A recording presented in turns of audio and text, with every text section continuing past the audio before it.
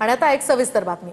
कबुतरांना खाणं घालणं योग्य की अयोग्य हे जाणून घेण्यासाठी फ्रेंड्स ऑफ मुंबईतर्फे तज्ज्ञांच्या मार्गदर्शनाचा कार्यक्रम आयोजित करण्यात आला होता. यात कबुतरांच्या विष्ठेमुळे अनेक श्वसनाचे आजार होऊ शकतात असं तज्ज्ञांनी सांगितलं.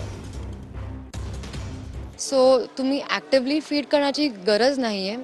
तुम्हाला जर प्राण्यांसाठी पक्ष्यांसाठी काही करायचं असेल out of the goodness of your on heart, तुम्ही भरपूर NGOज आहे त्यांना डोनेट करू शकता. त्यांना ॲक्टिव्हली खाऊ घालण्याची गरज नाही आहे. They don't require it. ते जाऊन स्वतःचं जेवण शोधू शकतात.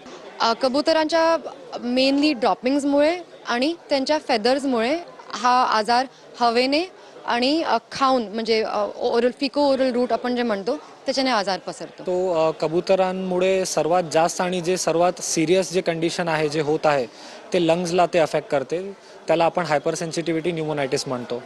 ते इंडियामध्ये खूप जास्त कॉमन आहे as compare to other countries. आणि इंडियामध्ये पण आपल्या महाराष्ट्रामध्ये मुंबईमध्ये खूप जास्त कॉमन आहे. On an average every month आम्ही 2 ते 3 नवीन पेशंट्स बघतो याचे हायपर सेन्सिटिव्हिटी न्यूमोनायटिसचे.